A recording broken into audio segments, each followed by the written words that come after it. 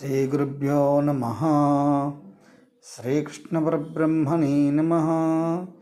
ఇతి శ్రీ గీతామహాత్మ్యం ధరోవాచ భగవన్ పరమేశాన భక్తిరవ్యభిచారిణీ